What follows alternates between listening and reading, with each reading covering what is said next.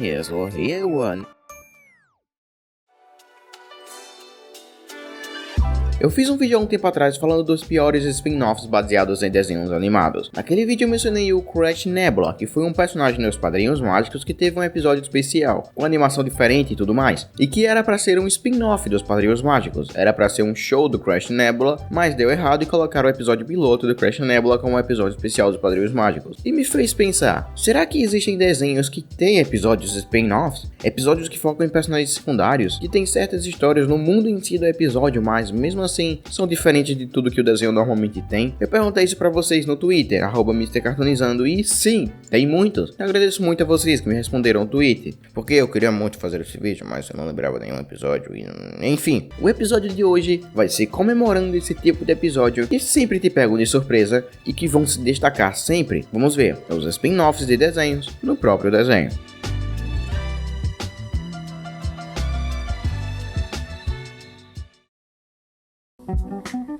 Hora de Aventura.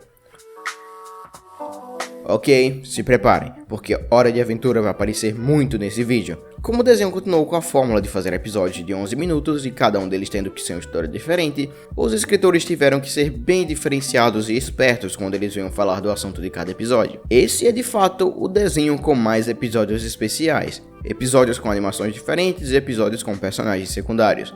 A gente vai começar falando do primeiro episódio que eu vi quando criança, e eu até achei que tinha sido um sonho quando eu estava gripado, ou sei lá, porque a premissa do episódio é bem diferente e a animação é uma das mais surreais que o desenho nos mostrou. Cadeia Alimentar é um episódio que foca na cadeia alimentar, para ser mais exato, sobre quando o Finn e o Jake viram passarinhos. Eles literalmente viram parte da cadeia alimentar e, diferente de tudo que temos no desenho, a animação é leve, suave e tem um esquema de cores bem diferenciados e quente do que temos normalmente no show. É como se fosse um desenho totalmente diferente, mas apesar disso, não é episódio ruim, é mais uma viagem muito maluca. E eu sei que esse episódio é um spin-off pelo simples fato de não ser exatamente canônico, ou seja, não faz parte da continuidade em si do desenho. Mas continuando com a Hora de Aventura, vamos falar de Um Glitch é um Glitch. Você sabe que o episódio é diferente quando a arte de capa do episódio, ou title card, é literalmente um monte de outras title cards. É com certeza o episódio mais confuso que o desenho nos mostrou até o dia de hoje. O episódio todo é feito com estilo 3D e com efeitos de pós-processamento que faz o episódio todo parecer algo que veio dos anos 80 e 90. É uma animação bem estilizada que foca bastante o fato de ser uma animação 3D, com o plot todo do episódio sendo um glitch que deu nos arquivos de renderização do universo em si. A batalha final também é algo surreal em seu próprio modo, lembra bastante o filme Homem-Aranha no Aranhaverso, que tentou fazer o estilo meio quadrinhos. Mas tem uma coisa sobre esse episódio que é bem estranho para dizer o mínimo. Ele foi uma piada de 1º de abril. Sim, o episódio todo foi feito com o objetivo de tirar sarro da sua cara. O episódio também é em si bem confuso visualmente, o que faz ele ainda se destacar um pouco mais. E,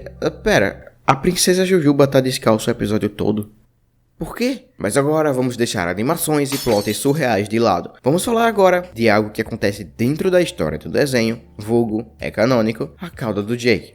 Se você já viu o episódio, você sabe que isso não é nada de realmente estranho, mas quando você termina de ver o episódio pela primeira vez, você sempre tem aquela reação, isso aconteceu. Porque esse é um episódio com uma história tão estranha, mas tão bonitinha, que te faz questionar o que está acontecendo. Como eu disse, o episódio foca na história da cauda do Jake, que anda ainda fazendo parte do corpo do Jake, e lá vivem as aventuras de filmes franceses. A cauda, por alguma razão, faz parte de um circozinho de insetos, e sempre coloca uma maquiagem de palhaço triste na hora de apresentar. Ela fica triste com o esquilo que está sendo maltratado pelo dono do circo e liberta o esquilo, acabando assim com o circo. E ela, eu realmente estou falando de uma cauda de um cachorro como se fosse uma pessoa. Ela consegue liberar uma vítima, então talvez seja uma pessoa. Enfim, eu falei pra caramba de Hora de Aventura. E apesar de ainda ter bastante episódios assim, eu não quero seguir o vídeo todo falando do desenho. Quer saber, era melhor voltar pra Hora de Aventura. Já ouvi Titãs em ação. Vocês percebem que o desenho é tão odiado que quando a versão que todo mundo gosta do mesmo desenho volta e todo mundo passa a odiar a versão antiga do trailer. Ok, mas dá crédito pra quem merece. O desenho é bem audacioso, tentando novos estilos de animações, falando de desenhos antigos e mostrando coisas e referências do universo DC. E é com essa liberdade que tem os melhores episódios especiais. Um deles é o episódio 40%, 20%, que teve uma animação totalmente diferente de qualquer coisa que o desenho nos fez na época e desde então. Mesmo o novo crossover que eu falei no vídeo do canal secundário, nem mesmo esse episódio vai ter uma animação tão diferente e estilizada quanto essa. O episódio todo tem um estilo de quadrinhos punks dos anos 80, eu realmente não sei que estilo é esse. Eu não desenho nada e não entendo de desenho, mas tem uma coisa que eu sei, é que é um dos episódios mais estilizados e bonitos de olhar que o Cartoon Network nos mostrou, e sabendo que vem de um desenho odiado por muitos, isso é um grande feito.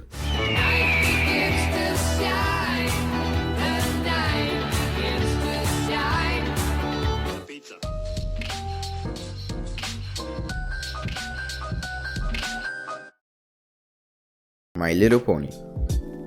Por favor, não me matem. Eu tô sim falando de My Little Pony aqui. Não é um desenho tão ruim, sério. Dá uma olhada. Enfim, esse é um daqueles desenhos estilo Hora de Aventura que está passando há tanto tempo que faz com que os escritores tenham mais tempo para fazer episódios que focam em assuntos mais aleatórios e em personagens que não têm muito espaço no desenho em si. O episódio foca na preparação de um casamento que uma personagem secundária vai ser a noiva e outra personagem secundária vai ser o noivo. O episódio todo, que é o episódio número 100, só pra constar, está ao redor de vários e mais vários personagens secundários, que muitos fãs realmente gostam, mas que não tinha muito exploramento nos episódios. Cada personagem tem sua cena e cada cena tem seu easter egg, incluindo uma cena bem da hora, misturando música clássica com dubstep. E um easter egg com algumas das pessoas por trás da criação do desenho. É uma carta de agradecimento ao pessoal que ainda vê o desenho e foi um episódio feito com muito carinho. Rick and Morty. Ok, YouTube, eu vou falar de um desenho para adultos, mas não significa que vai ter nada impróprio, ok?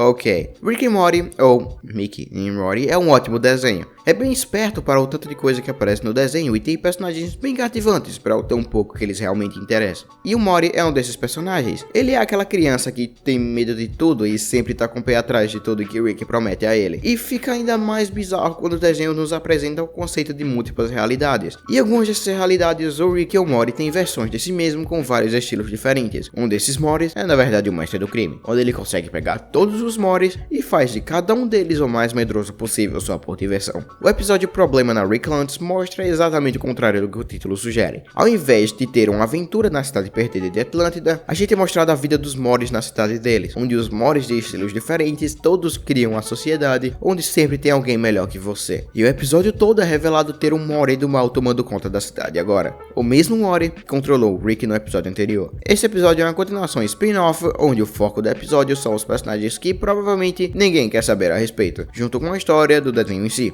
É incrível.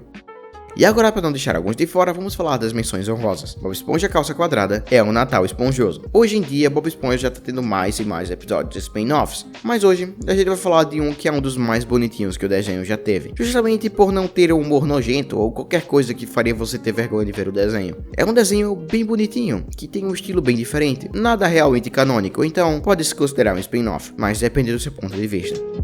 Steven Universe, o livro do Buddy. Esse episódio é focado em outro personagem do desenho, que é um personagem que quase não aparece na série em si. Na verdade, eu não sei se ele aparece mais, pelo menos eu não lembro. O episódio todo é focado nele, descobrindo ruínas e falando com as gems, que definitivamente não são as gems amigas do Steven. É um simples episódio que se destaca por fugir do padrão da série e ser um filler, mas como não é exatamente um spin-off, mas é mesmo assim, ele ficou nas menções honrosas. Fim das menções honrosas. Os Simpsons. E para fechar, vamos falar do episódio com vários spin-offs. Literalmente, são 22 personagens que têm 22 historinhas em 22 minutos de desenho. O episódio é hilário e é um daqueles que passam bem rápido, justamente pelo fato de nunca ficar parado. E cada uma dessas histórias são ligadas e acontecem no mesmo dia. São contadas de um jeito tão bem feito que é quase invisível. Uma hora você tá com a Pooh indo para uma festa em 5 minutos, e na outra a gente tem a Lisa com um chiclete no cabelo, e que leva uma abelha, que leva o Smithers, que leva o Dr. Nick, que leva o Simpson. É um episódio genial que realmente mostra que os escritores do desenho eram realmente bons na época. Esse episódio parece o tipo de coisa que os Simpsons fariam hoje em dia, junto com todo o lance do desenho estar sem ideias e tal. Mas eu duvido que eles fariam tão bem feito. Se tiver sem nada pra fazer, eu recomendo ver esse episódio. Obrigado por ter visto até aqui. Esse tipo de vídeo dá bastante trabalho pra fazer, especialmente porque eu tive que editar isso super rápido, então eu não pude dormir direito. Se você gostou do vídeo, por favor não se esqueça de deixar o like no vídeo. Se você quiser continuar a ver vídeos no canal, aqui tem o meu vídeo de desenhos bizarros para crianças. E aqui na direita tem meu vídeo do canal secundário, onde eu posto notícias de desenhos animados, para vocês ficarem super atualizados. Obrigado de novo por ter visto até aqui, até o próximo vídeo e sejam felizes.